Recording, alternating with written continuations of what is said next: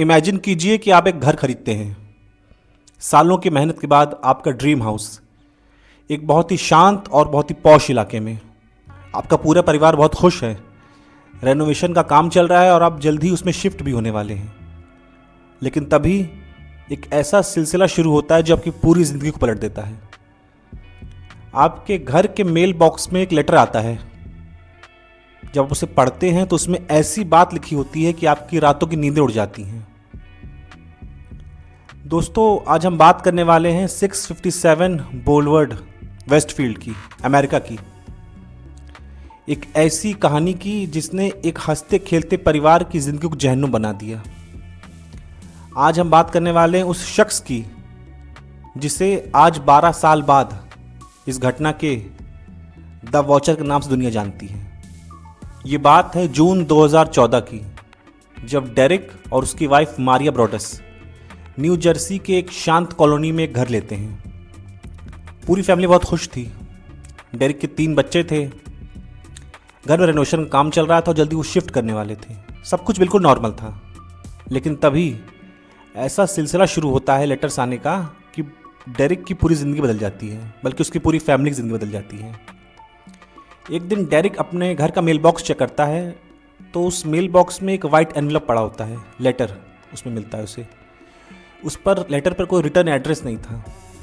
जब वो लेटर को खोलकर पढ़ना शुरू करता है तो उसके पैरों के नीचे ज़िंदगी की पूरी ज़मीन खिसक जाती है।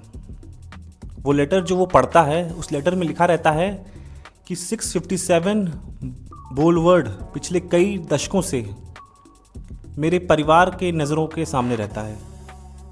ये मेरे पूरे परिवार की अमानत है। मेरे दादा 1920s में इस पर नज़र रखते थे। मेरे पिता 1960s में इस पर नज़र रखते थे और इस वक्त मैं इस पर नज़र रख रहा हूँ। वो पूछता है लेटर में कि आप यहाँ क्यों आए हैं, और कहता है कि क्या आपको पता है इस घर की दीवारों के पीछे क्या है। अच्छा, डेरिक को लगता है कि कोई मजाक कर रहा है उसके साथ। वो इसको बहुत ही लाइटली लेता है। लेकिन जब वो लेटर आगे पढ़ता है तब वो डर जाता है, क्योंकि उसमें लिखा था कि मुझे आपके तीनों बच्चों के बारे में पता है। उस लेटर में डेरिक के तीनों बच्चों का नाम भी लिखा हुआ था। ये सब चीज़ें पढ़कर वो थोड़ा डर जाता है। और उसमें ये भी लिखा था कि मुझे पता है कि आप लोग किस कमरे में रहने वाले हैं, कब शिफ्ट होने वाले हैं, सब कुछ लिखा हुआ था। अच्छा, ये एक लेटर नहीं था, ऐसा सिलसिला चालू होता है। कई लेटर्स आते हैं डेरिक के घर पे और हर लेटर में कुछ ऐसी बातें लिखी रहती हैं। इन सब के बाद डेरिक डर जाता है बहुत ज़्यादा। उस वक्त डेरिक के घर में पेंटिंग चल रही होती है, तो एक मैसेज आता है उसके पास लेटर से। उस लेटर पे लिखा रहता है कि तुम्हारे घर की दीवारों पर कौन सा कलर का पेंट हो रहा है मुझे ये भी पता है, लेकिन क्या तुम्हें पता है कि इन दीवार के पीछे क्या राज हैं। ये सब लेटर्स को जब वो पढ़ता है डेरिक, तो वो सोचता है कि उस आदमी को कैसे पता कि घर के अंदर कौन सी दीवार पर कौन सा कलर हो रहा है। वो खुद कोशिश करता है ढूंढने पर से कुछ मिलता नहीं है। फिर आखिरकार वो वही करता है जो कोई भी आम आदमी करेगा। वो पुलिस के पास जाता है, कंप्लेन करता है। पुलिस इन्वेस्टिगेशन स्टार्ट करती है, लेकिन वैसे ही कोई एविडेंस मिलता नहीं पुलिस को। घूम फिर कर पुलिस भी वहीं पर आ जाती है। उसके बाद शक की सुई घूमना शुरू होती है। सबसे पहले शक की सुई उनके पड़ोसी की तरफ घूमती है। लैंगफोर्ड फैमिली, थोड़ी अजीब फैमिली थी, उनके पड़ोस में रहती थी। उस घर का जो बेटा था वो डेरिक के इस घर को पूरा दिन घूरता रहता था। तो शक गया पुलिस का। सबसे पहले पुलिस इन्वेस्टिगेशन करी, लेकिन कुछ मिला नहीं। फिर दूसरा शक गया द वुड्स पर। ये घर जो डेरिक ने खरीदा था, इसके पहले मालिक थे। इन लोगों से पूछताछ होती है, इस घर के हिस्ट्री के बारे में पूछताछ की जाती है कि शायद कुछ ऐसा हिस्ट्री में हो इस घर से रिलेटेड, या कुछ ऐसा कोई सीक्रेट कमरा हो जिसमें कोई छुप के ऐसा कुछ लिख रहा हो, लेकिन कुछ भी नहीं मिलता है। घूम फिर के जब कुछ नहीं मिलता है तब शक जाता है उस पेंटर पर जो घर की दीवारों पेंट कर रहा था, कि शायद इसी ने कुछ बताया हो किसी को, या यही लेटर लिख रहा हो। हालांकि जांच चलती रहती है, लेकिन कुछ नहीं मिलता है। इस दौरान डीएनए टेस्ट भी होता है कई लोगों का। तो डीएनए टेस्ट एक महिला के से मैच करता है, लेकिन इस महिला कौन थी इसके बारे में कुछ पता नहीं चल पाता है।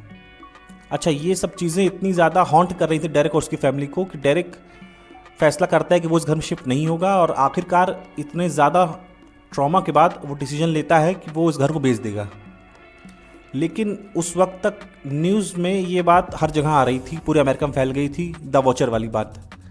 तो इसलिए कोई घर खरीदने को तैयार नहीं था। वो टाइम डेरिक और पूरी फैमिली के लिए बहुत ज़्यादा ट्रॉमा वाला था। डेरिक पूरी पूरी रात बालकनी में घूमता रहता था कि ये और ढूंढता रहता था कि एक सस्पेक्ट करता था कि ये हो कौन सकता है, लेकिन उसे कुछ समझ नहीं आता था। 2014 से अब आ गया 2019, 5 साल निकल गए लेकिन डेरिक को कोई ख़रीदार नहीं मिल रहा था। फिर 2019 में जाकर लकीली उसे कुछ खरीदार मिलते हैं, वो घर को बेचता है। $4 लाख के नुकसान पर वो 2019 में घर को बेच देता है। अच्छा, इस दौरान पब्लिक जो है वो अपनी ओपिनियन बनाती है। कोई कहता है ये पब्लिक स्टंट था, कोई कहता है नहीं डेरिक ऐसा नहीं कर सकता है। तो पूरी जनता जो है वो दो राय में बट जाती है। कोई कहता है ये स्टंट है, कोई कहता है नहीं सीरियस बात है। तो और देखिए, बात सब करते हैं लेकिन ये कोई कंफर्म बता सकता कि उस दिन हुआ क्या था, ये इस दौरान ये सब कर कौन रहा था। पुलिस के फाइल्स में इस केस को बंद कर दिया जाता है, लेकिन अगर आप चेक करेंगे तो इंटरनेट पर आज भी द वॉचर की स्टोरी जिंदा है। आज 2019 से 7 साल और हो चुके हैं। जो नए किराएदार हैं वो नॉर्मली रह रहे हैं, उनको कोई प्रॉब्लम नहीं हो रही है, लेकिन लोगों का कहना है कि the watcher is still out there. दोस्तों, आप कमेंट में बताइए कि अगर ये आपके साथ हुआ होता, आपके घर में कोई ऐसे लेटर आए, तो क्या आप उस घर में एक दिन में गुजार पाएंगे? और आपको क्या लगता है कि कोई पैरानॉर्मल एक्टिविटी थी या सच में डायरेक्ट उसकी फैमिली को पब्लिक स्टंट कर रहे थे? आपको जो कुछ लगता है आप कमेंट में ज़रूर बताइएगा। बाकी ऐसी वीडियोस के लिए सब्सक्राइब, लाइक और शेयर कीजिए। धन्यवाद।